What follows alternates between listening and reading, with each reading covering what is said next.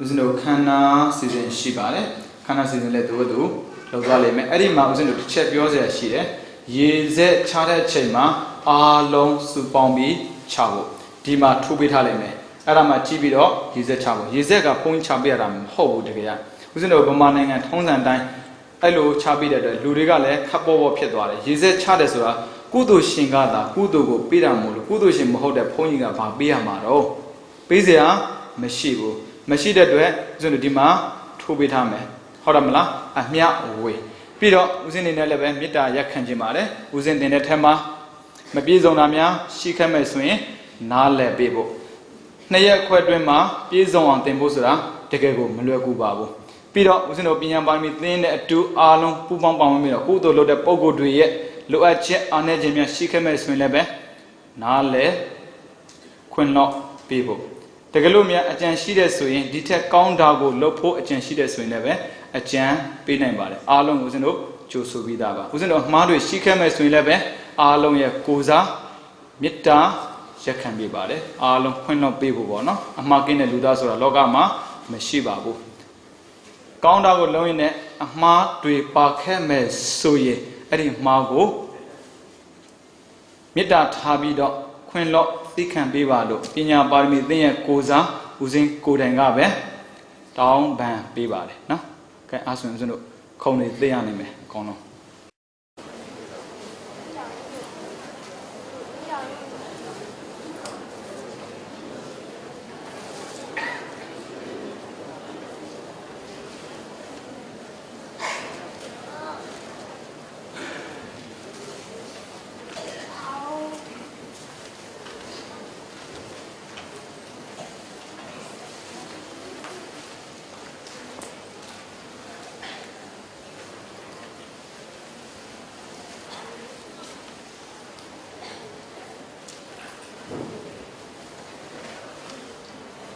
တင်တဲ့တရားလာကြတော့တင်တဲ့သူတင်တဲ့သားများဖြင့်တင်တဲ့တရားလာကြတော့တင်တဲ့သူတင်တဲ့သားများရှင်ပထမအကြိမ်မှာဆိုတင်တဲ့ကကွယ်ကြောက်လာကြတော့ဓမ္မမိတ်ဆွေပေါင်းလို့ရှင်သင်္ဃာပါရမီလေးစီလူမှာကြီးမှုကျင့်ပါတော့ပထမအကြိမ်တခန်းရက်ကိုသူ့သုံးရက်တင်တဲ့အိတ်ပွဲခန်းနာနှင့်ပထမအကြိမ်မှာဆိုတင်တဲ့စက္ကန့်လူတန်းပွဲတွင်အဖို့ပြပါစီစဉ်များဖြင့်ကျင်းပပြုလုပ်သွားမှာဖြစ်ပါလိမ့်ရှင်ခန္ဓာစီစဉ်ဖြင့်ဆရာတော်ဦးမန္တလာမှ၅ပါးသီလဆရာတော်ဦးမန္တလာထံမှ၅ပါးသီလခံယူစောင့်တည်ခြင်းနှင့်တရားတော်ကိုနာယူခြင်းခန္ဓာစီစဉ်ဖြင့်တန်ခါတော်ရှင်သူမြတ်တို့ထံမှဝိတ္တသုတ်တရားတော်များကိုနာယူခြင်းနှင့်ဆရာတော်ဦးနာမရာထံမှတရားတော်ကိုနာယူခြင်းခန္ဓာစီစဉ်သောအခမ်းရက်ကိုသူသုံးရက်တင်တဲ့ကျင့်ကြံရေးအတွက်လူရန်ပါဝင်ကြသောလူရှင်များကိုကျေးဇူးတင်စကားပြောကြားခြင်းခန္ဓာစီစဉ်ပြီးအခမ်းရက်ကိုသူသုံးရက်တင်တဲ့ကျင့်ကြံရေးတွင်ပါဝင်လူရန်ကြသောလူရှင်များကိုဘုံပြုမှတ်တမ်းတော်များပြီးတဲ့ခြင်းခန္ဓာစီစဉ်ကတရားနာပြည့်တဲ့များမှာစုပေါင်း၍လူရန်မှုစုစုတို့ကိုမျှပေးပေးရန်ဖြင့်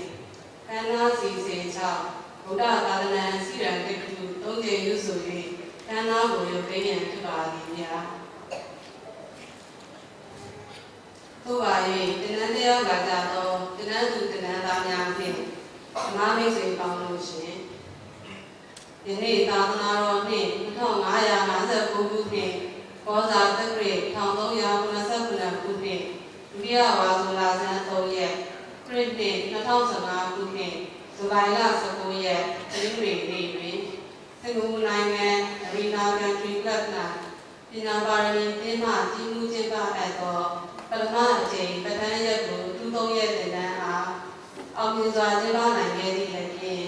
ပညာပါရမီမိသားစုများနှင့်တရားကြည်လင်သူတော်စင်များစုပေါင်းကာပထမအကြိမ်ဝါဆိုသင်္ကန်းစက္ကန့်ပြုလုပ်နိုင်ခဲ့ပါသည်ထို့ကြောင့်သင်္ကန်းမပိတ်မီဆရာတော်ဦးမန္တလာထံမှ၅ပါးသီလစောင့်တည်ရန်ဖြင့်တရားနာရန်ဖြစ်ပါသည်သို့ပါ၍ခန္ဓာစီစဉ်သည့်အရာဆရာတော်ဦးမန္တလာထံမှ၅ပါးသီလ၅ပါးသောသီလတော်များကိုရှင်းပြပေးနိုင်ပါရန်ဘဲတော်များယူသေးစွာရှောက်ထားတောင်းခံဝန်ပါသည်ရှင်မြတ်ဗျာ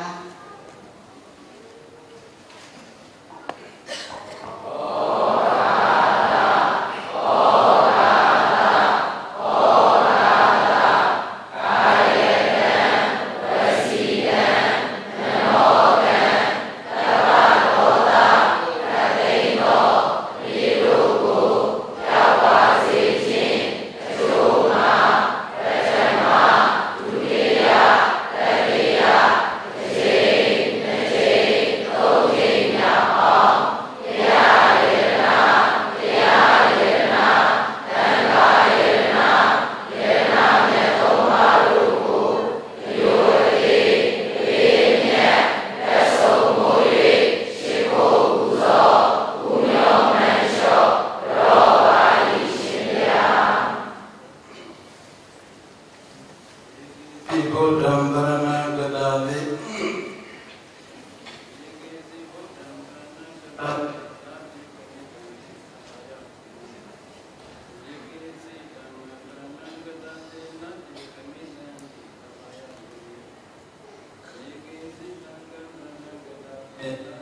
မိတ္တန္တိအဘာယဘုမိအာယမနုတတေယံဒေဝကာယံပိပုရိသန္တိယတနာသုံးရဂုံတော်မြတ်စိကဘုဝတုသူဂတိနတံယောက်ျောင်းမှဧကံတိမယုအပရိဝမလာယဘုရားဟောတော်မူသောမြတ်စွာဘုရားရှင်ကိုယ်တော်မြတ်ကြီးမိမတော်မူတဲ့အရာယတနာသုံးပါးကိုကုဝစီကရာတော်ပုဂ္ဂိုလ်တို့၏အစိမံဖြစ်သောအပရိပါမလာတော်ဖြစ်သောသူဂတိနာထံယောတော်မှဖြစ်သောဘုရားမြတ်စွာဘုရားတရားမြတ်စွာဘုရားအန္တမြတ်စွာဘုရားဟုဆိုကုန်သောယတနာတော်သုံးရဂုဏ်တော်မြတ်ကိုဥညွတ်ရုပ်ကျိုးမနိုင်ချိုးလည်းရှိကိုပူဇော်ပူမြော်မှလျှောက်တော်ပြသောတက္ကိစ္စအာနဝဂါရဝကုသကစေနာယနေ့ယခုပညာပါရမီတေသူသေသာများတဲ့တကွမြတ်စွာဘုရားရှင်ပြီးတော့ပဋ္ဌာန်းဒေသနာတို့နာယုတဘုံသောမြတ်နာပရိသဘုံတော်ကောင်းတို့၏စုပေါင်း၍စုဆောင်၍ပထမအကျဉ်းဝါဆိုသင်္ကန်းကိုစက္ကလူတန်းကြသောလူတန်းကြရာကာကနာသံယနှင့်ပြုလာသောသာနာကုသကစေနာစောင့်ကြည့်လက်တဖြစ်သောသီလကုသကစေနာပွားများလက်တဖြစ်သောဘာဝနာကုသကစေနာပေါင်းစုများကောင်းမှုတို့ကြောင့်မိမိတို့သည်အလိုရှိအပ်တဲ့အမြတ်လို့အပ်သောအသက်ရှိခြင်းအစဉ်လာခြင်းဘဝတည်ခြင်းဉာဏ်ပညာတည်ခြင်းဘုရားအာနုဘောတည်ခြင်းပြုသောကောင်းကျိုးအိဋ္ဌာပြည့်မင်္ဂလာအပြားပြားတို့နှင့်တလုံးတော်ဝါကြည်ပြီးဆောင်တတ်ကုန်ပြီမိမိတို့သည်အလိုမရှိအပ်မနှိမ့်တဲ့အပ်သောမကောင်းသောယောဂဥပအန္တရာယ်အနုအစေယံသောဘုရားတို့သည်ပိဉ္စဖဲတွင်ရေမတင်လျောကြမိတကဲ့သို့ကိုယ်သို့မရောက်အဝိကသာပပျောက်နေစဉ်ကင်းပြောက်တတ်ကုန်ပြီလျင်ပฏิတန်တေဩနာတိယေဒုက္ခပိတို့မှာကိဝိယဖြစ်သောအတိကရတ္တနိဗ္ဗာန်ပရမတ်ကိုလင်းမြန်စွာရလွယ်ရောက်လွယ်မျက်မှောက်ပြုနိုင်ကြသည့်ပါရမီရှင်သူတော်ရှင်များဖြစ်ကြပါစေအဟံဗန္တိတိတရဏေနသဟတိတရဏေနသဟပိစတိလံပိစတိလံဓမ္မယာသာမိဓမ္မယာသာမိအလောကဟံကတဝါအလောကဟံကတဝါသီလံဒေထာသီလံဒေထာမေဗံတိမေဗံတိဒုတိယံပိဒုတိယံပိတတိယံပိတတိယံပိအဟံဗန္တိအဟံဗန္တိတိတရဏေနသဟတိတရဏေနသဟပိစတိလံပိစတိလံဓမ္မယာသာမိဓမ္မယာသာမိအလောကဟံကတဝါအလောကဟံကတဝါသီလံဒေထာသီလံဒေထာမေဗံတိမေဗံတိယမဟာဝဒာမိကာဝဒေထာအာမဟာဝေယရှင်ယနမောတတ္တဗဂဝတောအရဟတောသမ္မာသမ္ဗုဒ္ဓတ္တနမောတတ္တဗဂဝတောအရဟတောသမ္မာသမ္ဗုဒ္ဓတ္တနမောတတ္တဗဂဝတောအရဟတောသမ္မာသမ္ဗုဒ္ဓတ္တနမောတတ္တဗဂဝတောအရဟတောသမ္မာသမ္ဗုဒ္ဓတ္တ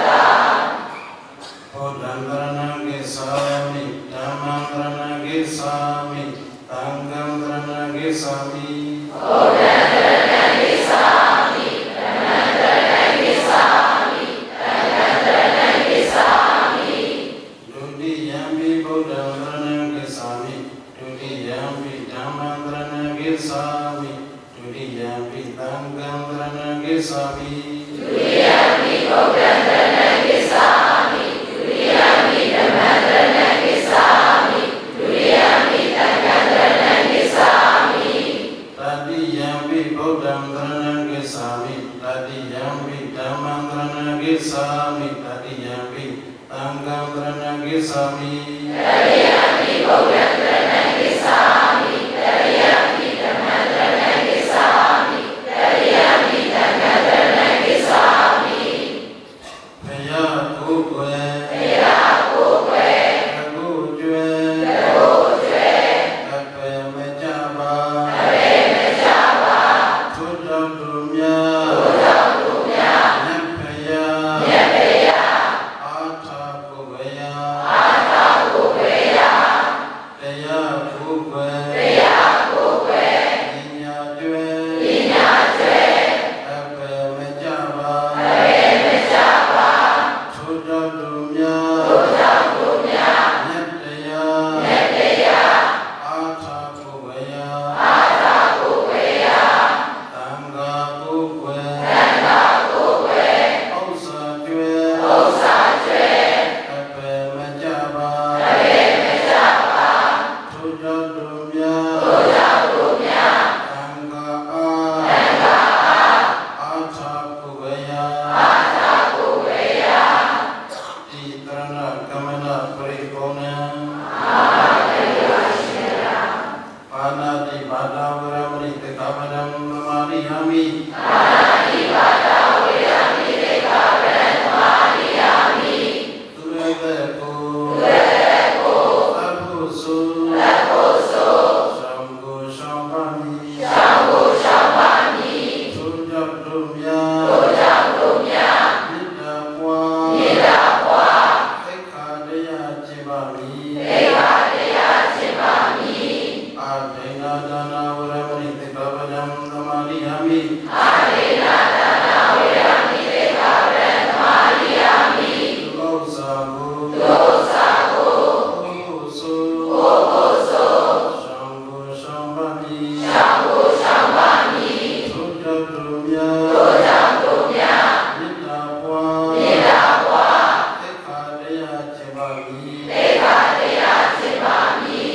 ကာမေတုမိစ္ဆာစာရာဝရမဏိတေကဗရံသမာရိယာမိ ကာမေတုမေသာသာရဝေယမိတေကဗရံသမာရိယာမိ သံဃောကို ကာမဂုဏ်ကို အာဟုစု အာဟုသော သံဃောရှောပါမိ သံဃောရှောပါမိ သူကြောင့်သူများ ဘုရားသူများ မေတ္တာပွား မေတ္တာပွား သိက္ခာတရားကျင့်ပါမည် သေဘာတရားကျင့်ပါမိ ဘုသာဝါဒဝရမဏိတေကဗရံသမာရိယာမိ ဘုရားဝါဒဝေယမိတေကဗရံသမာရိယာမိ ပညာ၍ကို ပညာရေကို ပြောဖို့ဆို ယောဟုသော သံဃောရှောပါမိ သံဃောရှောပါမိ သူကြောင့်သူများ ဘုရားသူများ မေတ္တာပွား မေတ္တာပွား သိက္ခာတရားကျင့်ပါမည် သေဘာတရားကျင့်ပါမိ သူရမေရယမိသဗမတာဌာနဝရမဏိတေကဗရံသမာရိယာမိ သုရာမေရယမိသဗ္ဗမာရတာနာဝေယမိတေကဗရံသမာရိယာမိ သေယအယက်ကို ေယေယကို သောဖို့ဆို သာဘုသော သံဃောရှောပါမိ သံဃောရှောပါမိ မူရစေကို မူယေစေကို သုံးဖို့ဆို သုံးဖို့သော သံဃောရှောပါမိ သံဃောရှောပါမိ သူကြောင့်သူများ ဘုရားသူများ မေတ္တာပွား မေတ္တာပွား သိက္ခာတရားကျင့်ပါမည် သေဘာတရားကျင့်ပါမိ ဣဒံမေသီလံ ဣဒံမေတိလံ ဣဒံမေပုံညံ ဣဒံမေပုံညံ အာဂဝကယံ အာတဝေကယံ ဗဟံဟောတု ဝရံဟောတု နိဗ္ဗာနတ နိဗ္ဗာနတ ပစ္စယော ပစ္စယော ဟောတု ဟောတု တိဝိဒကပ္ပတိလာကေနဒုနာနိဗ္ဗံသောတံအယေချမ်းသာကိုပိဒပိသောတိရဏေနအဘေပေကြီးအာစီဝေဒပယအဆုံးမြတ်ကရဏဂုဏိကာတကော ပိဉ္စသီလနိဣငါငါးပါးနှင့်ပြည့်စုံသောကရုဏမနိစ္စသီလတော်များကြီးကိုသမာဓိတော်ကဏိတော်ကောင်းစွာကြည်ဖြူခံယူကြည်သောသောတိတကိုပြီး၍အပမဒေနမမေဝလျောမပေါ်မဆသောအပမဒခောညာတတိတာပစ္စညာတရားဖြင့်တမ္ပါဒေထကိုစီလွန်ချုံပြည့်စုံစေရမူလောအမပါရိပါဗျာ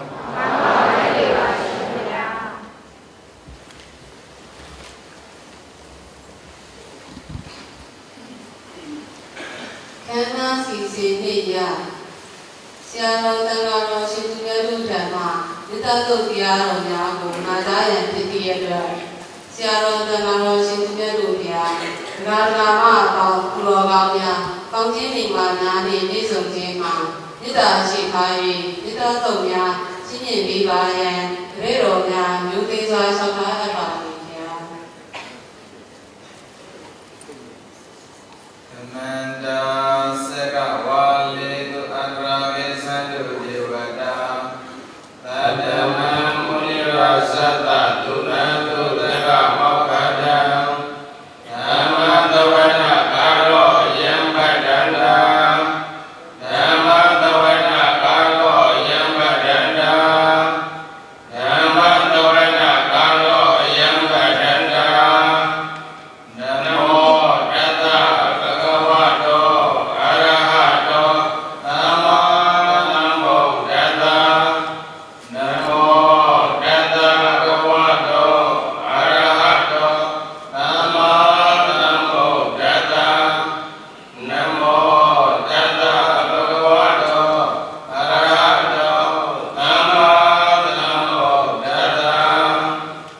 ယတနာနုဘာဝတောယေကံဒေဝတတ္တန္တိပိဒနံအမိစေဝံနုယောသံတောအရိတိဝမတ္တန္တိတောဒုက္ခံဒုရိကုသောသံပါပံကိစိနပတ္တတိဧဝပါတိပုရုကေတံပရိဒံဓမ္မနာမဟိသေတိယမတ္တပုတ္တေနယတတန္တံဝရံပိယတိသသေကောဥစုသသုစုသသုဝေသောသတ္တမုဒုနာတိမာတိသံဃောတကောသံဃုပါရောသအပတိသောသတရောကဝောတိသာလိလေယောသဒီဘကောသအပကဘောဘုရေနောအနုလေယောသာသဗုဒ္ဓမစေကိစီယေနဝေရဝေရုပဝတိယောဒုက္ခိနောဝခိမိနောဟောတုသဗ္ဗတတ္တဘောတုဒုက္ခိတတ္တံယေကိစိပါဏဗုဒ္ဓတိတတဝါတဝါရဝနောတိတံဧကဝါယေဝမန္တံဝိစီမာရတကာနုကကုရံဒိဋ္ဌာဝါယေဝအဒိဋ္ဌာယေဝဒုရေဝတံတိယဝိဒုရေဘုရားဝတ္တဘဝေတိဝါသဗ္ဗတတ္တမောတုဒုက္ခိတတ္တံနာမရောပန္တိယောပေယနာယိပေယတာကတံစိနာကေစီယာရောတနပိလတိညာနိညမိညာတဒုက္ခပစ္စယ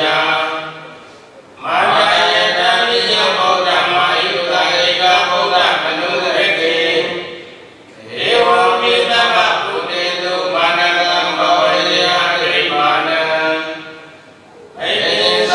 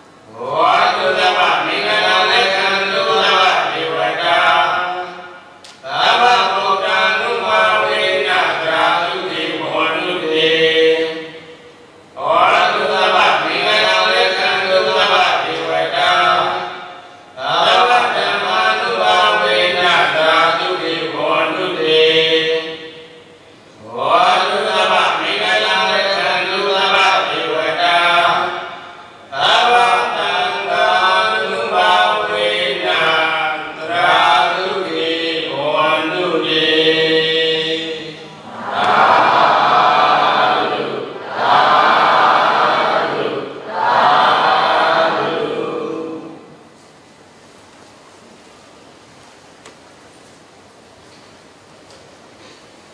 ဆရာတော်ဘုရားနာမဓမ္မ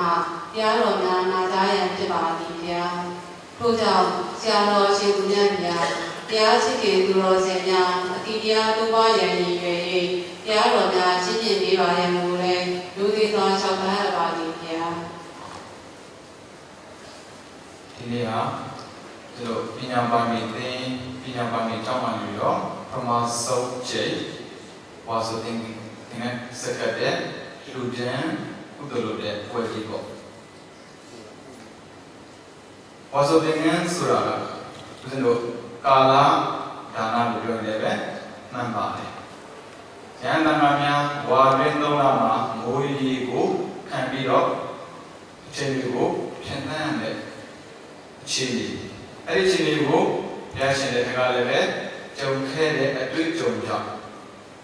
ကျောင်းမကြီးဝိသခါနဲ့ဝိသခါကနေပြီးတော့တောင်းဆိုတဲ့စုတစ်ခုကြောင့်ပေါ်ပေါက်လာတဲ့လူကျန်ကုသိုလ်လုပ်မှုပဲဝိသခါကျောင်းမကြီးတောင်းတဲ့ဆိုရဲ့ဉာဏ်ချက်မှာတစ်ခုသာသနာအတွက်ဦးဇင်းတို့ခုလက်ရှိသုံးချနေတဲ့အဲမှာဆိုရင်တော့ဝါဆိုတင်ကံစက္ကန့်လူတန်းပွဲပဲမြတ်စွာဘုရားကာလလုံးကတော့ဒီတဲ့တိုင်းပဲလေသင်္ကန်းတွေကကိုယ်တိုင်ကောက်ကိုယ်တိုင်ချောတဲ့အခြေအနေဆိုတော့သင်္ကန်းကရှားပါတယ်ဒီလိုရှားပါတဲ့ကာလမှာချမ်းသာတဲ့တရားတွေတော့တရားတွေနဲ့ပေါင်းစပ်ပြီးသင်္ကန်းလူတန်းတော့ဉာဏ်တန်ခါပဲချင်းချင်းသာသာနဲ့တရားကိုအားထုတ်ခွင့်ရကြတယ်အခုခေတ်ကတော့ဒီတဲ့တိုင်းပဲစက်ကနေပြီးတော့ထုတ်လိုက်တဲ့ပစ္စည်းတွေကိုတရားတရားကောင်းတဲ့တရားတွေကစေတနာလက်နဲ့လူတန်းပေးခံကြတာဒါကြောင့်မို့အတိတ်ကအကြောင်းကိုပြန်ပြောင်းပြီးပြောမယ်အစားအခုချိန်လေးကိုသုံးသပ်ပြီးတော့နာမည်ကိုစဉ်လို့လှမ်းသွားရင်ပိုကောင်းတယ်ပဲသင်ခဲ့တဲ့ပဋ္ဌာန်းတရားတော်တိုင်းတတိကောင်းဖို့တော့လိုတယ်ရှင်းရတဲ့ခီးကိုသွားတဲ့ပုဂ္ဂိုလ်တွေဟာတတိမရှိလို့သွားလို့မရဘူးလမ်းတော့ကောင်းရင်ကောင်းနေမယ်ဖြောင်းရင်ဖြောင်းနေလိမ့်မယ်လင်းလာလည်းပြည့်နေတယ်လို့မောင်းလာလည်းပြည့်နေတယ်ခွေကောက်တဲ့ကာလမှာပင်ပန်းမှုတွေကြုံရနိုင်တယ်လို့မောင်းတဲ့ကာလမှာကြောင်းတန်းမှုတွေလည်းတွေ့ကြုံရနိုင်ပါတယ်ဒါကြောင့်မို့ကျွန်တော်ပဋ္ဌာန်းသင်ထားတဲ့အတိုင်းပဋ္ဌာန်းဆိုတာတတိကောင်းအောင်ဝေးပြီးပေးတဲ့တရားတစ်ခုမို့လို့ပဋ္ဌာန်းသင်တဲ့လူတက်ထားတဲ့ပုဂ္ဂိုလ်တရားအနေနဲ့ကိုယ့်ရဲ့စိတ်နဲ့ကုသိုလ်ကိုလုပ်တာခက်ခဲမဲ့မထင်ပါဘူးပထမဆုံးကုသိုလ်လုပ်မယ်ဆိုတဲ့စိတ်ဖြစ်ပေါ်ဖို့လိုတယ်ပြီးတော့ကုသိုလ်လုပ်ရမယ်အဲ့ဒီကုသိုလ်လုပ်တဲ့အခါမှာအဆုံးထိရောက်အောင်ကုသိုလ်စိတ်ကိုထိန်းထားပြီးနေရမယ်အဲ့ဒါမှဝိပါကခေါ်တဲ့အကျိုးတွေကိုခံစားရမယ်အဲ့ဒီအကျိုးတွေကဘဝကိုဒုက္ခပေးတယ်လို့သိရင်တော့ဘဝဟာမကောင်းတာအမှန်ပဲ။အိုခြင်းနာခြင်းသိခြင်းတို့ကုသိုလ်လုပ်တာမဟုတ်ဘူး။အိုနာသည်ကိုဖန်တီးပြီးတဲ့လောဘဒေါသမောဟကုန်စင်တို့ကုသိုလ်လုပ်တယ်။ဒါဆိုရင်ကိုယ်မှရှိတဲ့တတိကအမောဟခေါ်တဲ့တေတုတတိရှိဖို့တကယ်လိုအပ်တယ်။လောဘဒေါသမောဟကဘယ်ကိုဆက်ချမှဖြစ်တယ်လို့အလောဘဒေါသမောဟလည်းပဲတဏှာမှာလည်းချင်းမှာမို့လို့ဦးဇင်းတို့လောဘဒေါသမောဟကိုသတ်ပြီးအလောဘဒေါသမောဟယူပြီးတော့နိဗ္ဗာန်ကိုကြွားကြမယ်။ဒါဆိုရင်ဆိုပြောဖြစ်တဲ့အတိုင်းပဲဒီလမ်းမှာလိုလဲရှောင်းနှံဖို့ပဲရှောင်းရတဲ့တတိတွေရှိနေကြပြီလား။ရှောင်းရတဲ့တတိကအေတုတတိရှောင်းတဲ့လူက6ရောက်လောဘသမားလည်းရှောင်းပါပဲဒေါသသမားလည်းရှောင်းပါပဲမောဟသမားလည်းရှောင်းပါပဲအာလောဘအာဒေါသအောင်းမှသမားလည်းရှောင်းပါပဲအသိဉာဏ်နဲ့ရှောင်းလဲဆိုရင်တော့ဒီလိုကိုရှောင်းလို့ရတာပေါ့ပြီးတော့ပန်းတဲ့ကိုရောင်းအောင်လုပ်ရတာပေါ့ကိုယ့်ရဲ့ရည်မှန်းချက်ကနိဗ္ဗာန်ဆိုတဲ့ပန်းတဲ့ဆိုရင်တော့ခလုတ်ရှောင်းရလိမ့်မယ်အမောင်ကိုကြောက်တဲ့တတိပဲရှောင်းရလိမ့်မယ်အဲဆိုရင်တေတုတတိအပေါင်းလို့ဆိုရင်အဓိပတိ မလိုဘူးလားလိုတယ်ဗျလမ်းလျှောက်တဲ့ပုဂ္ဂိုလ်တွေနဲ့မှန်ဖို့ဆိုရင်တော့တတိတစ်ခုထပ်တူဖို့တော့လိုအပ်ပါတယ်ရှော့ယုံနဲ့ရောက်မယ်လို့မထင်နဲ့အောင်ဟုတ်ပြီလားအဲ့ဆိုရင်ဘာတတိတစ်ခုထပ်ထပ်လဲဆိုရင်အဒီပတိတတိအဒီပတိတတိမှာလည်းပဲဝိမာန်သားဆိုတဲ့ပညာမရှိဘူးလားရှိပါဒါဆိုရင်ဟေတုတတိမှာအာမောဟဆိုတဲ့ဟေတုတတိနဲ့အဒီပတိမှာ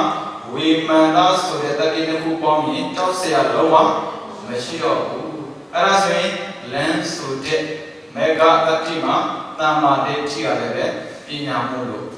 ပညာဘယ်နှခုပေါ်လဲဆိုရင်သုံးခုပေါ်တယ်ဒါဆိုရင်အိန္ဒြိယတတိပေါ်မရဘူးတဲ့ပညာတွေကိုရလာနိုင်တယ်လို့ရတဲ့ပိသပညာကိုလည်းပဲပွားနိုင်တယ်ပြီးတော့တန်ត្រာကိုဖြတ်မဲ့ပညာကိုလည်းပဲဦးဇင်းတို့ရအောင်မှာပဲနေညာတာဉာဏ်တာမေတင်တွေအင်းင်တွေအညာတာဝိညာဉ်တွေဆိုတာဦးဇင်းတို့သင်ခဲ့ပြီးပါပြီအဲ့ဒီအင်္ဂရိပေါ်လဲဆိုတာကအာမောဆိုတဲ့အေတုတတိနဲ့ဝိမာန်ဆိုတဲ့အေတုတတိနှစ်ခုပေါင်းလို့ပေါ်လာတဲ့တမ္မာဒိဋ္ဌိပညာပါပဲတမ္မာဒိဋ္ဌိပညာပေါ်ပြီဆိုရင်အနုတ္တယကိလေသာကင်းသွားတာမလို့အကုသိုလ်စိတ်ဖြစ်ခြင်းပါလေဆိုရင်တော့အကုသိုလ်ဖြစ်မယ်မရှိတော့ဘူးအကုသိုလ်ဖြစ်မယ်မရှိဘူးဆိုရင်အပယ်ကြစရာလည်းအကြောင်းမရှိတယ်လို့အကုသိုလ်ပုံရတဲ့အခါမှာအကုသိုလ်ကိုတိုက်ဖို့အာလောဘအာမောဟအမွားလည်းမလိုအပ်တာမို့လို့တန္တရာကင်းသွားပြီတန္တရာဆိုတာတိတ္တမလားသင်္ခါရတရားတွေကပြုပြင်ထားတဲ့အရာကတန္တရာပဲသင်္ခါရဆိုတာကအကြောင်းတရားတွေပေါင်းစုပြီးပြုလုပ်ထားတဲ့အကျိုးတရားဆိုတာကိုသိပြီးသားပါအကျိုးတရားဆိုတာကယုတ်နံပါပဲယုတ်နံပုံရပြတဲ့နိဗ္ဗာန်ကိုရောက်ခြင်းနဲ့ဆိုရင်ယုတ်နံကိုနားလည်ဖို့ကြိုးစားထားလိုက်တယ်အခုဆိုရင်သိတဲ့လောက်သိပြီးသားဖြစ်မှာပါလူကံပုဂ္ဂိုလ်ဖြစ်တဲ့ယဟန်တန်ခါများမှာလည်းယုတ်နံပဲရှိပါတယ်လူရှင်ဖြစ်တဲ့ဒကာများမှာလည်းယုတ်နံပဲရှိပါတယ်လူပစ္စည်းကတော့ယုတ်တက်ရှိတယ်သုံးခုပေါင်းတာကမှနှစ်ခုပဲထွက်တယ်ဘာနဲ့ပါယုတ်နဲ့နံအဲ့ဒီယုတ်နံဒီအကြောင်းပဲပေါ်လာလားအကြောင်းနဲ့ပေါ်လာလားဘာညာပိစယရေရဟဉာဏ်အဲ့ဒီဉာဏ်တစ်ပေါက်ရောက်ပြီဆိုရင်နိဗ္ဗာန်နာကိုကတ်လို့ရသွားပြီယုံနံဒီမြဲသလားမမြဲဘူးလားမမြဲပါဘူးဘာဉာဏ်ပါလဲတဏှာဉာဏ်မမြဲတဲ့အရာအားလုံးဟာဖြစ်ပြီးပြဲတာပါပဲအဲ့ဒါကဥဒယကယဉာဏ်တဲ့ဟုတ်ပြီလားဒါဆိုရင်ဝါဆိုတဲ့ကတ်တဲ့ကာလမှာဉာဏ်သုံးခုရရင်လုံလောက်ပါပြီအခုမှဘာသာကလေးတယောက်ဆိုရင်တော့မြန်သိဖို့ချက်နည်းနည်းသိပြီးတိကျဖို့လိုအပ်တယ်ပြီးမှတဖြည်းဖြည်းသိပြီးရှေ့ဆက်သွားမယ်ဆိုရင်တက္ကသိုလ်ကဝယ်ရပြီးလုံနဲ့ခွင့်ထဲမှာလုံခွင့်ရမှာနော်ဒါဆိုရင်ဦးစီးပြောခဲ့တဲ့အတိုင်းပဲဘယ်လမ်းမှာဘယ်သူရှောက်ပါလဲဟိတုရှောက်တော့အဒီပိလမ်းမှာဟိတုရှောက်ငါဆိုတာရှိမရှိဘူးအကြောင်းနဲ့အကျိုးပဲရှိရုပ်နဲ့နာမ်ပဲရှိဆိုတော့အဒီပိလမ်းမှာရှောက်မှာလားဘယ်သူလဲရှိရလဲဆိုရင်အကြောင်းနဲ့အကျိုးပဲရှိဒါကြောင့်အဒီပိလမ်းမှာဟိတုရှောက်လဲဆိုရင်ရုပ်နဲ့ပြောက်ရတဲ့နိဗ္ဗာန်ရောက်မှာပါပဲဒီလိုလေကုသိုလ်တည်ယုံနဲ့ပေါ်တဲ့ကုသိုလ်ဖြစ်စေမလားယုံနဲ့ပြောက်တဲ့ကုသိုလ်ဖြစ်စေမလားယုံနဲ့ပြောက်ခြင်းတာဘာလို့လဲဆိုရင်ဒုက္ခကင်းခြင်းတို့ဒုက္ခကိုလိုတဲ့သဘောဆိုတာလောကမှာမရှိဘူးဒုက္ခခြင်းလို့လုံးနဲ့ဒုက္ခရသွားတာပဲရှိတာဒါကြောင့်မို့မသိလို့လုံးနေတဲ့ကုသိုလ်အားလုံးကိုအသိနဲ့လုံးမယ်ဆိုရင်ယုံနဲ့ပြောက်တဲ့နိဗ္ဗာန်ရောက်မှာပါပဲဒါကြောင့်ဒီနေ့လုံးတဲ့ကုသိုလ်တည်ယုံနဲ့ပြောက်တဲ့နိဗ္ဗာန်ကိုရောက်ခြင်းအကြောင်းသာဖြစ်ပါစေ။တဏှာတစ်ရှောင်းမှာရှောင်းနှံခရမယ်ဆိုရင်လည်းပဲကောင်းလုံးတဲ့ဟေတုတတိနဲ့အတိပိနံမှာပဲရှောင်းနှံရစေဆိုတဲ့စံတားနဲ့ဘဝကိုဖြတ်သန်းမယ်ဆိုရင်အာယုံဆက်ဖို့တော့လိုအပ်တယ်။အာယုံဆက်တာကဘာတတိဇာနာတတိအာယုံစိုက်နိုင်တာကဘာရှိလို့ အိန္ဒြိယတတ္တဝိရိယတတိသမာဓိပညာဒါဆိုရင်တတိတွေကောင်းလာတဲ့ပုဂ္ဂိုလ်တရားတန္တရာကြောက်เสียတတိအားမကောင်းလို့တန္တရာကိုကြောက်နေကြတာသေမာကိုကြောက်နေကြတာဒါပေမဲ့တတိကောင်းတဲ့လူတွေသေမာပါပဲဟုတ်တယ်မလားဒါကြောင့်မို့ကောင်းတဲ့တတိကိုလည်းပဲပြောင်းအောင်လုပ်ရင်းနဲ့နိဗ္ဗာန်ကိုရောက်အောင်ကြိုးစားလိမ့်မယ်နိဗ္ဗာန်ဆိုတဲ့စကားကအကြောင်းကျိုးကင်းတဲ့နေရာဆိုတာကိုသိရင်ပဋ္ဌာန်း20ပစ္စည်းကအထောက်အကူပြုမှာပေါ့အခုသင်ထားတဲ့အတိုင်းပဲလေခက်ခဲမရှိပါဘူးဒီပြင်းလမ်းမှာလျှောက်တော့အရင်တိခက်တာမှမဟုတ်တာမသိလို့သာလမ်းမှာပြီးရှောင်းနှမ်းပြီးတာပါသိရင်လမ်းမှန်ကိုရှောင်းနှမ်းကြမှာပေါ့ဒါကြောင့်တရားရှိခိုးတော်ရှင်များအနေနဲ့မိမိတို့ဒီနေ့လုပ်တဲ့ကုသိုလ်တွေတတိအားကောင်းပြီးတော့လုပ်တဲ့ကုသိုလ်ပဲဖြစ်ပါစေအဲ့တတိကိုမနှင်းအောင်စုခဲ့ရတယ်များသောအားဖြင့်ကုသိုလ်တစ်ခုကိုလုပ်ဖို့ဆိုရင်အဲ့ဒီလောက်ကြီး3ရက်မစုတာတော့အမှန်ပဲဗျာဘလောက်ပင်ပန်းလဲဗျာမနေ့ကနေတော့ညာနေထိပင်ပန်းခံပြီးတော့စုခဲ့တဲ့တတိတွေက3ရက်ပြည့်မှလုပ်ပြတယ်ဒီဝါစတဲ့ငန်းကိုပေါ်အောင်လုပ်ခဲ့တဲ့တတရှင်ဝိသခာ9ရက်လုပ်ပြီးမှကုသိုလ်လုပ်တယ်ဦးဇင်းတော်က3ရက်ဒါပေမဲ့သူကတော့ဘုရားနဲ့တွေ့လို့နိဗ္ဗာန်ကိုသွားတယ်ကိစ္စမရှိဘူးဘုရားတည်တော်ခဲ့တဲ့သာသနာ့မစ်ရှင်ဆိုတာရှိတယ်ဗျာဒါဆိုရင်သာသနာ့မစ်ရှင်ရှိရင်သွားရလမ်းလည်းရှိတယ်လို့လမ်းဆုံးလည်းရှိတယ်ဗျာအဲဆိုတော့ရှောင်းနှံမှုပဲလိုအပ်တော့တာပါကြောက်စရာမလိုဘူးသတိကောင်းအောင်မွေးအပယ်မကြောက်အောင်လုပ်ခန္ဓာပြောင်းအောင်ကြိုးစားအဲဒါဆိုရင်နိဗ္ဗာန်ဆိုတဲ့ခရီးလမ်းကနီးနီးလေးပါပဲဟုတ်တယ်မလားကြိုးစားဖို့လိုအပ်တယ်ကြိုးစားဖို့လိုအပ်တယ်ဆိုရဘာတတိအာသေဝနာတတိဘာလို့လို့ကံကိုအကောင်းဆုံးလို့ကံကတတ်တယ်လို့သိရင်ကံကိုတတ်တဲ့ဉာဏ်ပြန်မွေးအဲဆိုရင်သေစရာမရှိဘူးဘာဖြစ်လို့သေကြောင်းကိုပြောနေတာဆိုထပ်သေမှာဆိုမသိခင်ဒုက္ခရောက်တာအတိတ်ရဲ့ဆိုးတယ်ဗျကျွေးရမွေးရတဲ့ဒုက္ခကသိတဲ့ကိစ္စတော့မဟုတ်ဘူးမွေးပြီးသိရင်ကျွေးမွေးတဲ့ကိစ္စပြဿနာမရှိဘူးအခုကမွေးပြီးမသိဘူးဒုက္ခတွေခံပြီးမှသိဒုက္ခတွေခံပြီးမှသိဆိုရင်အတိတ်ထက်တာအသိမထက်လို့အာတေဝနာနဲ့အတိတ်ထက်မယ်ဆိုအတိတ်ထက်စေအကြောင်းမရှိဘူးဒါကြောင့်အာမောဆိုတဲ့ဟေတုတတိကိုဝိမာန်ဆိုတဲ့အဒီဝတိနဲ့တက်ပြီးတမ္မာဒိဋ္ဌိခေါ်တဲ့မေဃတတိကိုမွေးရင်ဒီလိုနောက်ထပ်သိစရာလည်းအကြောင်းရှိသလိုမွေးစရာလည်းအကြောင်းမရှိတော့ပါဘူးတရားချင်းတော်စင်များသိခြင်းနဲ့ဆန္ဒမပေါကြပါနဲ့မွေးခြင်းနဲ့စိတ်နဲ့မရှိကြပါနဲ့မအိုရမနာရမတရားဖြစ်တဲ့နိဗ္ဗာန်ကိုရောက်အောင်ပဲကြိုးစားကြပါဘယ်လိုပဲလုပ်လဲအာယုံစိုက်ပြီးလောက်ပြီးလောက်ဖို့နဲ့ပြတော့အကျိုးများကိုလိုချင်တဲ့ဆိုရင်တော့မှန်ကန်တဲ့ဉာဏ်နဲ့ကြိုးစားပြီးတော့ဖို့လိုအပ်တာပါပဲဒါကြောင့်မို့ဒီနေ့လုပ်တဲ့ကုသိုလ်ဒီနိဗ္ဗာန်ကိုအမြင်ရောက်စေမဲ့ကုသိုလ်သာဖြစ်ပါစေဆိုတော့အာယောစတ္ထဇာနာအဲ့ဒီလမ်းပေါ်မှာရှော့မေဂစိတ်ကိုအာတင်ချအဒီဝတိအတိပြန်ပေါ်အောင်လုပ်ဟေတုအဲ့ဒါနဲ့တော့မယ်ဆိုရင်ဘဝကတူတူနဲ့ရန်သွားမှာအလုံးစုံဘယ်ဘဝဟောတဲ့ဘဝအလုံးစုံပြောတာခေါ်တဲ့ဘဝဒီတဲ့ကိုရဲ့ဘဝကိုဘုရားရှင်မဟောထားဘူးတတိပဋ္ဌာန်ဆိုတဲ့တတိမြဲတာအာသေဝနာတတိကြောတာဟုတ်ပြီလားဒါဆိုရင်တတိကောင်းအောင်ကြိုးစားတဲ့ဘဝကိုဖြတ်သန်းမယ်ဆိုဒုက္ခရောက်စေတော့မရှိပါဘူးဟုတ်ပြီလားဒါဆိုရင်တရားချင်းတို့စင်များမိမိတို့ရဲ့ဘဝဟာဒုက္ခတွေထွေပြောလာတဲ့ဘဝကြီးပါလားဆိုတာကိုသိတဲ့အချိန်ကစပြီးတော့နိဗ္ဗာန်ကိုရောက်အောင်တတိတွေမွေးရင်းနဲ့မလီပါဖိုလီပါနိဗ္ဗာန်တရားများကိုလင်းမြန်စွာရနိုင်သောသူတော်ကောင်းများဖြစ်ကြပါစေကုန်သတည်း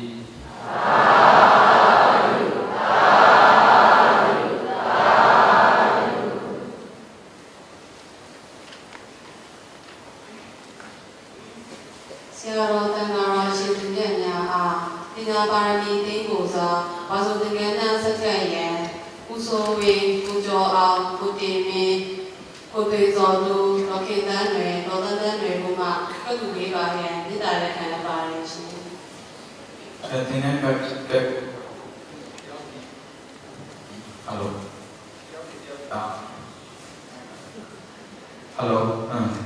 ဘယ်လိုတရားစီလဲဟာဟယ်လိုဘယ်လိုတရားစီကတဲ့ခါမှာအားလုံးစိုးဆိုတာဖြစ်နိုင်ဘူး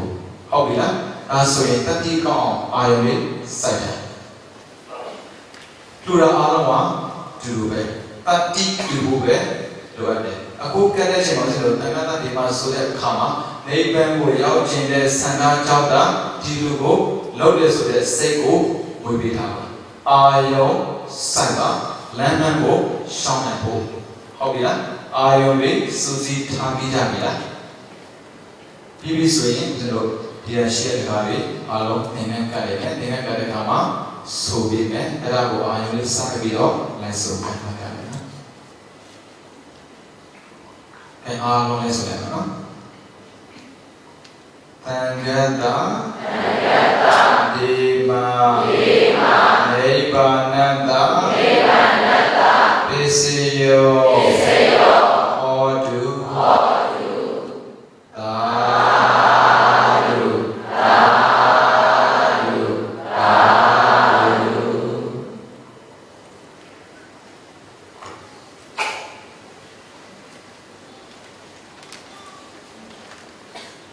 လူရှင်များမှသင်္ကန်းများမဲ့ရန်ဖြစ်ပါရဲ့ရှင်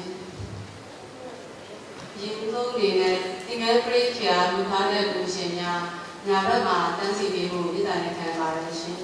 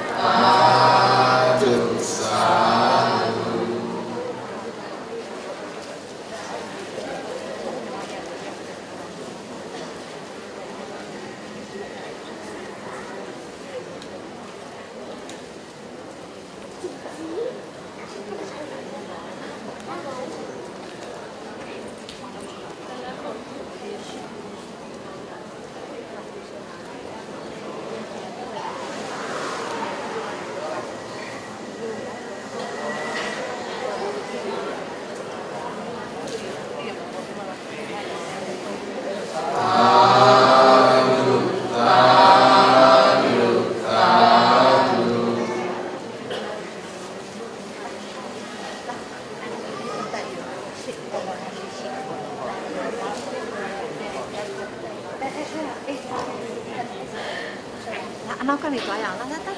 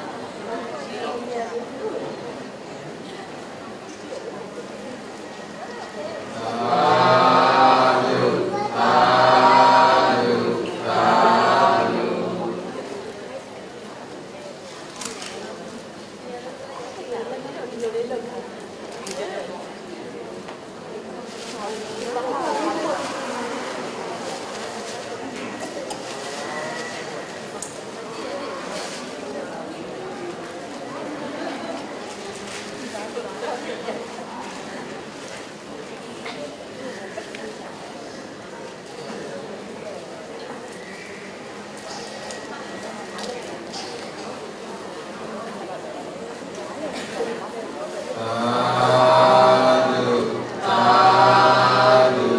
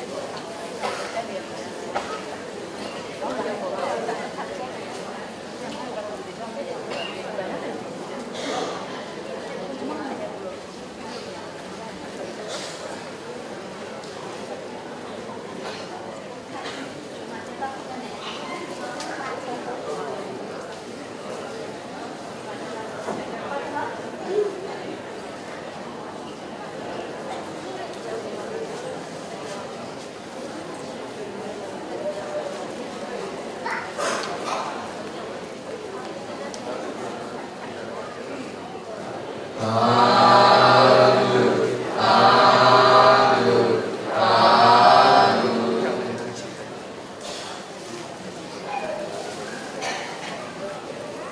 ကနေ့ဒီနေ့ကိုပါလို့ရှင်နာနဲ့လက်စီလို့ရပါတယ်ရှင်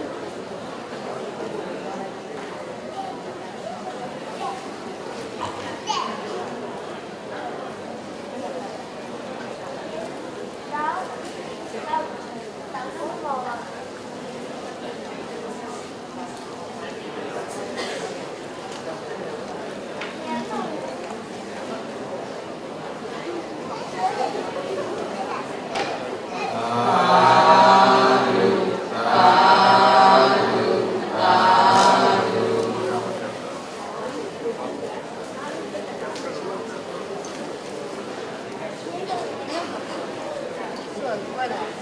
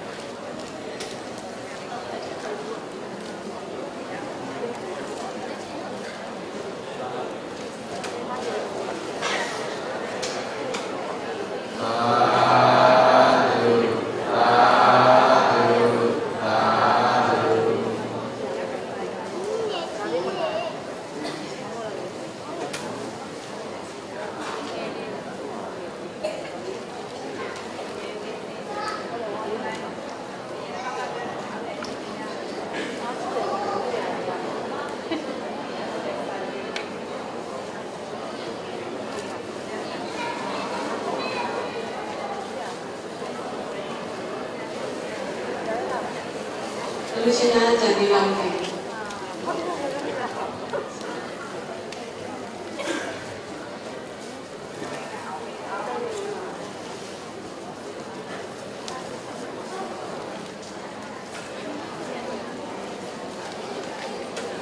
ခန္ဓာစီစဉ်300အတန်းရက်ကိုတူ3ရက်တင်တဲ့ကျင့်ကြံရေးအတွက်လူရဲပါဝင်ကြသောလူရှင်များကိုဝမ်းမြောက်ကြောင်းပြောကြားရန်ပါသည်ရှင်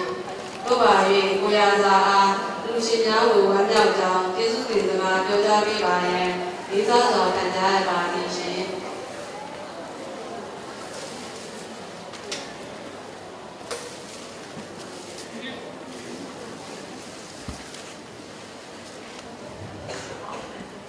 ထန်းရက်တို့ဇူး3ရက်တင်တန်းကိုတက်ရောက်လာကြသောတင်တန်းသားတင်တန်းသားများတင်တန်းသူများနှင့်ပညာပါရမီအသင်းမှတည်မှုကျင်းပသောပရမအကျဉ်ဝါဆိုသင်္ကန်းခက်လူပွဲတက်ရောက်လာကြသောသူတော်စင်ပေါင်းတို့မင်္ဂလာပါလေးတင်ချေနှင့်ကဘာသိန်းပါရမီဖြည့်ကတော်ဝါကျိုးလူသားကျိုးကိုရွတ်ဆောင်သွားသောဗုဒ္ဓနှင့်ဗုဒ္ဓဟောကြားမြတ်တရားကိုရှေးရှုထားရဲ့ပညာပါရမီအသင်းဤကိုစားကျေးဇူးတင်စကားကိုပြောကြားခွင့်ပြုပါလို့ရှေးဥစွာမေတ္တာရဲ့သင်တရားစီခင်ဗျာဒီနေ့ဟာသာသနာတော်နှစ်1559ခုနှစ်ကောဇာတက္ကရာ1389ခုနှစ်ဒုတိယဝါဆိုလဆန်း3ရက်ခရစ်နှစ်2015ခုနှစ်ဇူလိုင်လ19ရက်တနင်္ဂနွေနေ့ဖြစ်ပါတယ်ပြီးတော့ပညာပါရမီအသင်းမှကြီးမှုကျင်းပတဲ့ပဋ္ဌာန်းရက်တို့ထူး3ရက်တင်တန်းရဲ့နောက်ဆုံးနေ့ရက်လည်းဖြစ်သလိုသာသနာဝန်ထမ်းရှင်ရဟန်းများကိုဝါရိကာလတွင်လွယ်ကူချမ်းသာစွာတည်သုံးစီနိုင်ရန်စေတနာသုံးနယ်ပြဋ္ဌာန်း၍စုပေါင်းဝါဆိုတင်တန်းကပ်ပွဲကျင်းပရနေ့လည်းဖြစ်ပါလေဗုဒ္ဓဟောကြားမြတ်တရားတိုင်းမှလူမှုအရေးတွေးကပေးတဲ့မင်္ဂလာပေါင်းခါညောင်းစီဖို့ဟောကြားခဲ့တဲ့မင်္ဂလာတရားတော်ရကျေးဇူးတင်ထိုက်သူများကိုကျေးဇူးတင်ခြင်းနှင့်ကျေးဇူးရှိသူများကိုကျေးဇူးဆက်ခြင်းဟာကတ္တနိတမင်္ဂလာနှင့်ပူဇာစပူဇနီယမင်္ဂလာများကိုကျေးဇူးနေခြင်းပဲမဟုတ်ပါလားဒါအပြင်ယဟန်တန်ဃာတော်များကိုပူဇော်ခြင်းလူရန်ခြင်းဟာလည်းပူဇာစပူဇနီယမင်္ဂလာနှင့်ဒါနိစ္စမင်္ဂလာကိုလည်းဖြည့်စွမ်းနေခြင်းပဲမဟုတ်ပါလားခင်ဗျာဗုဒ္ဓရှင်တော်ကိုယ်တိုင်တရားဖြစ်ပြီးခရစ်အကြာမှာတရားဖြစ်ခဲ့တဲ့ထိုင်နေရာပြင်နဲ့ဘောဓိပင်ကိုကျေးဇူးတင်စွာနဲ့ခရစ်လုံးလုံးကြီးခဲ့တယ်လို့မှတ်သားရမှုပါတယ်။ဒါကြောင့်ဒီနေ့ကျေးဇူးတင်ထိုက်သူများကိုကျေးဇူးတင်ကြောင်းပြောကြားခြင်းဟာဗုဒ္ဓနှင့်ဗုဒ္ဓရဲ့တရားတော်များကိုလက်တွေ့ကျင့်သုံးနေတယ်လို့ယင်ထဲမှာတိုင်လဲစွာခံစားရမိပါတယ်။ပညာပါရမီသင်ဟာ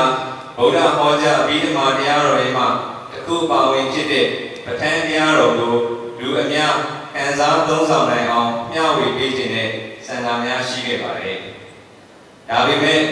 မိမိတို့ပညာပါရမီသင်နေနဲ့တတိပုဂ္ဂလရက်ပြီးအများအကျိုးရွတ်တဲ့ဖို့ဆိုတာတကယ်တော့မလွယ်တော့ဘူး။အတိတူသူများနဲ့ပေါင်းဆက်တာအလုပ်ကိုအတူတူလှုပ်ဆောင်ပါမှအောင်မြင်ကြီးပွားနိုင်မှာပါ။အခုဆိုရင်အတိတူသူများပေါင်းဆက်မိရာကစားလို့ပဋ္ဌာန်းရက်တို့ထူး3ရက်တင်တန်းကြီးကိုပ ရမအကျိအောင်မြင်စွာဖွင့်လှစ်နိုင်ခဲ့သလိုပရမအကျိဝါစုသင်္ကန်းကိုလည်းတန်ခါတော်များအားဆက်ကပ်ခွင့်ရရှိခဲ့ပါပြီ။ဒီအားဖြင့်ပြောရမယ်ဆိုရင်ပညာပါရမီအသင်းရဲ့ရည်မှန်းချက်အစိတ်ပိုင်းကိုသူတော်စင်များနှင့်ပူးပေါင်းကာအကောင်းထည်ဖော်နိုင်ခဲ့ပါပြီ။ပညာပါရမီအသင်းသူအသင်းသားများနှင့်အတူသင်တန်းတက်ရောက်လာသူသူတော်စင်များလည်းဘုရားတရားတော်ကိုလေ့လာကခံစားမိရတဲ့အတွက်ဝမ်းသာကြည်နူးနေကြမယ်လို့မျှော်လင့်မိပါတယ်။သူတော်ကောင်းများနှင့်ပေါင်းဖော်ရခြင်းဟာကောင်းမှုများပြည့်စုံလုံးခပြည့်စုံလေစွာရဲ့လို့ဘုရားရဲ့ညီတော်ရှင်အာနန္ဒာရဲ့စကားလေးကိုနားတော့ယူသုံးလိုက်ပါရစေခင်ဗျာ။တကယ်လို့အတိတူသူသတော်စင်များမရှိခဲ့ရင်ဒီနေ့တာလူရှင်များနိုင်ရာတောင်ကိုယူဆောင်များမရှိခဲ့ရင်လို့တွေးမိတဲ့အချိန်မှာပဋ္ဌာန်းရထုအထူးသုံးရက်သင်္ကန်းကြီးနဲ့ဝါစုသင်္ကန်းကပ်ပွဲကြီးဟာလည်းစိတ်ကူးလေဟာနေတဲ့မှာပဲကြောက်ွယ်သွားရတော့မှာပါ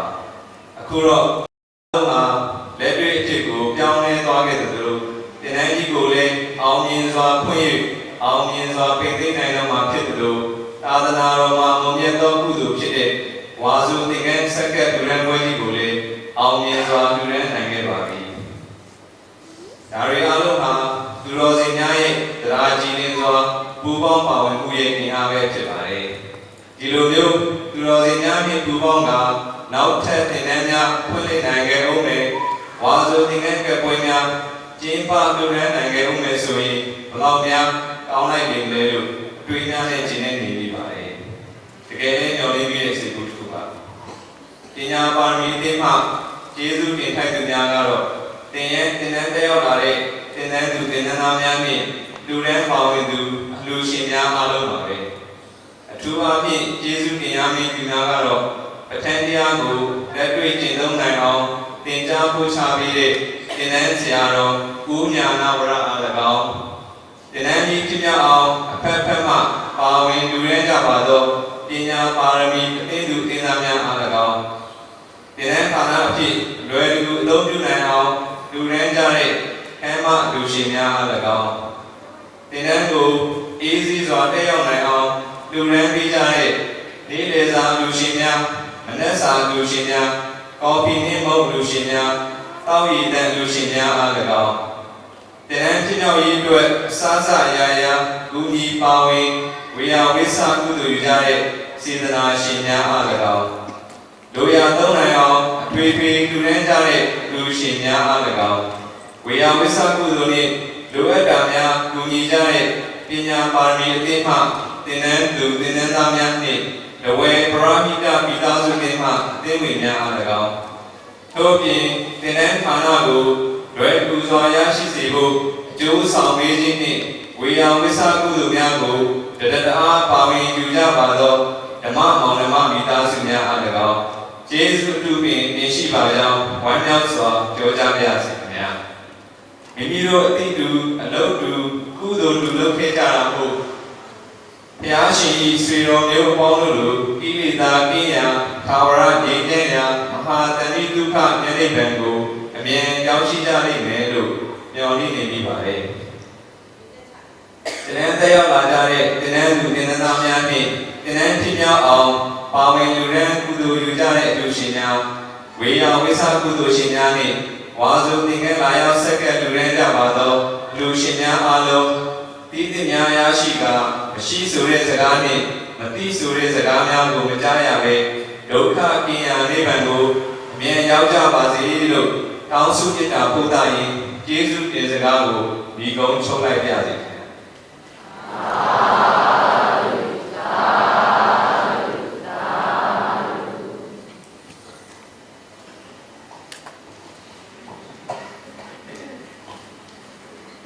ခန္ဓာစီစဉ်လေးရအခမ်းအနားကိုထူးသုံးရက်တင်နန်းဖြစ်မြောက်ရေးတွင်ပါဝင်လူရန်ရှာသောလူရှင်များအားဂုဏ်ပြုမှတ်တမ်းမှာပေးရရန်ဖြစ်ပါသည်ရှင်။သို့ဖြစ်ပါ၍တင်နန်းဆရာတော်ဦးညာနာဝရမှလူရှင်များအားဂုဏ်ပြုမှတ်တမ်းမှာပေးရပေးပါရန်လူသေးစာလျှောက်တော်မူပါသည်ရှင်မြတ်ဗျာ။ဆက်ရက်ဖြင့်9ရက်အတွက်ခမ်းမလူရှင်ဖြစ်သောဥပုပ်ကိုအောင်ဒေါခင်မာဝေညီမင်းစွမ်းပြည့်မိသားစု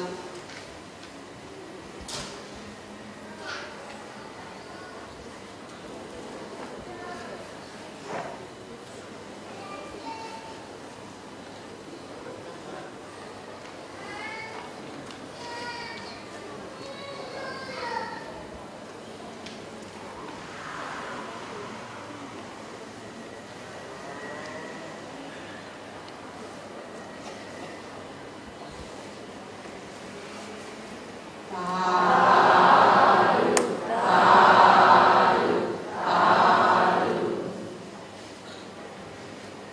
ကုနေရဲ့နေ့အတွက်နေ့လည်စာလူရှင်ဖြစ်သောစေတနာရှင်ဓမ္မသခင်တင်စု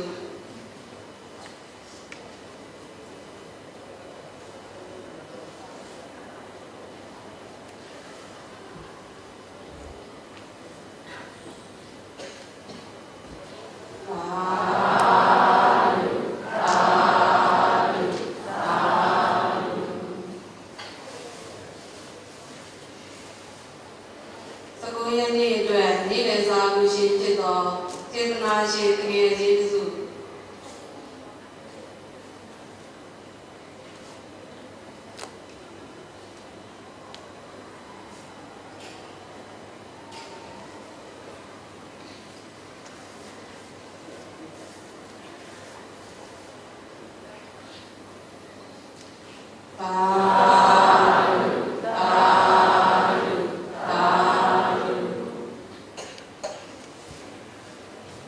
Tên anh tôngရဲ့အတွင်း CEO ကော်ဖီလူရှင်ဖြစ်သော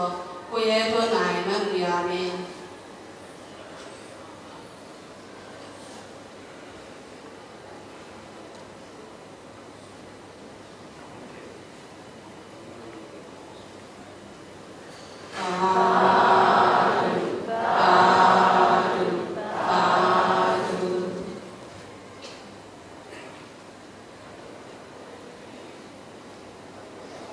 ခန္ဓာစီစဉ်900လူတိုင်းကိုစုစုတို့ဟာရေသက်သုံးချအမျှပေးရန်ဖြစ်ပါသည်ဗျာတို့ပါ၍တရားနာပြည့်တဲ့ပေါင်းမှစုပေါင်း၍လူတိုင်းကိုစုစုတို့ကိုအမျှပေးရန်မေတ္တာရဲ့ခံပါရဲ့ရှင်ဒီတော့ထားပါနော်မေတ္တာပို့တာတော့မြတ်ဝေဒနာတို့ပါသူများကိုပေးတာမို့လို့ကိုယ့်ရဲ့စိတ်တွေသန့်ရှင်းစင်ကြယ်နေဖို့လိုအပ်ပါတယ်ကိလေသာကပ်နေတဲ့စိတ်နဲ့မေတ္တာပို့တာတော့မြတ်ဝေဒနာလို့ဆိုရင်ယူတဲ့ပုဂ္ဂိုလ်တွေလည်းထက်ခဲတတ်ပါတယ်အခု3ရက်ပြည့်မှာလုပ်ခဲ့တဲ့ဓမ္မတဝနာဘာဝနာကုသိုလ်ပြီးတော့ဒါနာကုသိုလ်တွေစတဲ့ကုသိုလ်မျိုးမျိုးတွေကိုကျွန်တော်အစစ်ပြန်ပေးရမယ်ချိန်မှာ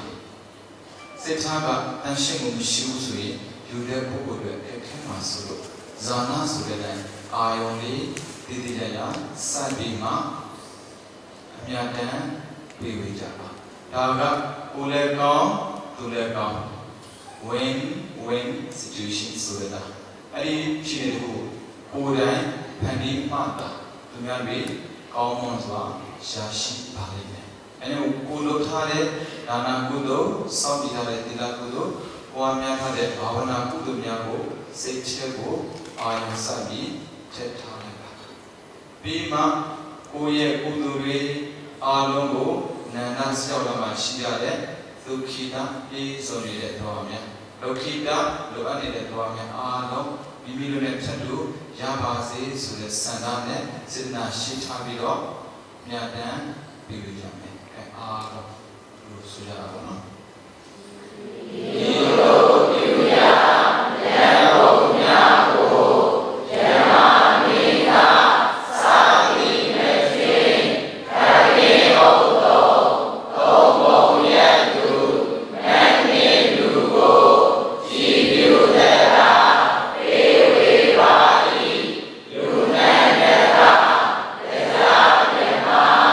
Nina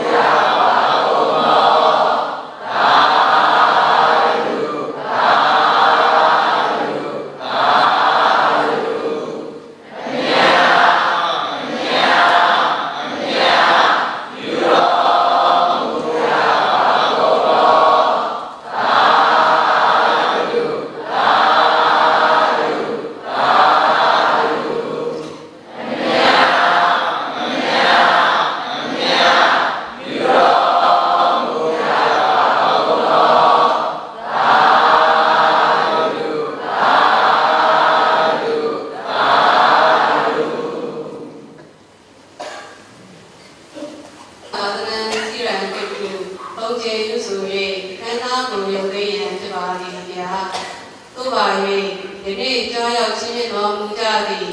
ဆရာတော်ရှင်သူမြတ်များနှင့်ဓမ္မမိတ်ဆွေပေါင်းတို့ရှင်ဘဲတော်များပညာပါရမီသင်းစုမှကြီးမှုခြင်းပါအပ်သောပထမအကျိန်ပဋ္ဌာန်းရက်ကိုအထူးသုံးရက်သင်တန်းနှင့်ပထမအကျိန်ဝါဆိုသင်္ကန်းကတူဝဲခန္ဓာအားဘုရားသာသနာစီရန်အိတ်တုသုံးကျင်းရွဆို၍ပိတ်သိမ်းပေးနိုင်ပါယံလေးစားစွာပန်ကြားရပါသည်ရှင်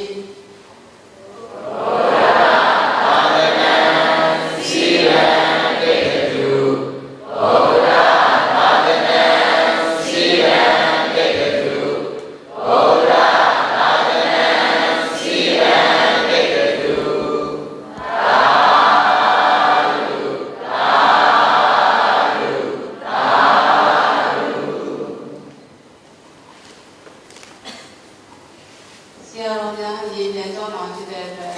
လမ်းရှိပြီးပြန်တော့ပါရှင်